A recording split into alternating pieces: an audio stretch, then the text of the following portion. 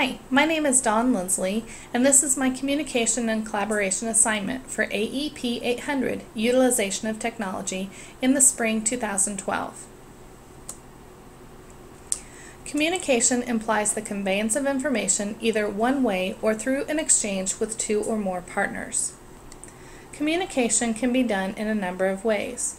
One-on-one basis, such as face-to-face conversations, over the phone with another person, or through email or snail mail. It can be on a one-to-many basis, such as a class lecture, a television show, spam email, or visiting a website, or a many-to-many basis, such as an interactive class project or a professional conference. Collaboration is the social interaction in which participants plan and accomplish something specific together. Collaboration is a discovery process in which everyone's strengths are brought forth to reach a common goal. Communication is a process. The first step is planning. You need to be specific in your instructions. You need to be relevant to ensure active engagement and goal-oriented so students meet the intended outcomes. Step 2 is development. This is critical for success. Teachers need to observe students throughout the process and make changes as necessary to meet student needs and curricular goals. Step 3 is analysis and evaluation. Participants will have different perspectives, and everyone needs to debrief the process in order to fully learn from the experience. Everyone also needs to evaluate the task and product to see what went well and what could be improved if it were to be done again in the future. The student ISTE standard I chose was communicate information and ideas effectively to multiple audiences using a variety of media formats. In our society today, we have a number of generations living and working with differing opinions about what media works best in reaching others. Students need to be exposed and taught appropriate means of communication and collaboration with online technology today. My students utilize Facebook as a way of communicating and for public relations, Twitter for quick updates and reminders, and a Tumblr blog for discussions and sharing their views.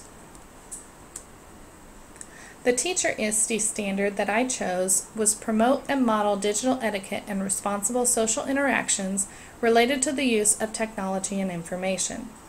I think our students are exposed to a number of media forms today because they're quote-unquote digital natives and are just expected to know what is appropriate and what is not, when that is actually not the case. They still need the knowledge and skills to navigate media appropriately. I try to model this through my use of Facebook, Twitter, Tumblr, Pinterest, and now my YOLO website.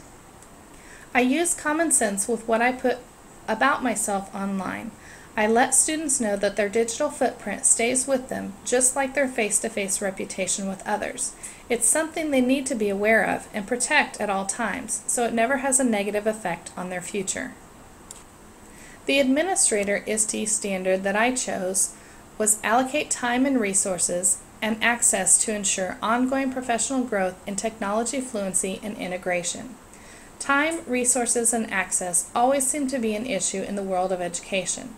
It is vital for educators who are preparing tomorrow's workforce to have these in order to prepare our students, and administrators are typically those who hold the key to that potential roadblock.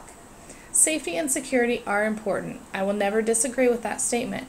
However, making sure our students have an awareness of and are taught digital etiquette is just as important, so they are not starting out behind in our globally competitive workforce and economy.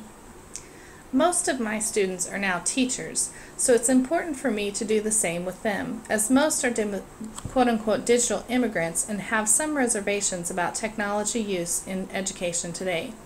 This year, I have given them the opportunity for awareness and exposure through a Wikispaces site I created to use with our daily PLT time.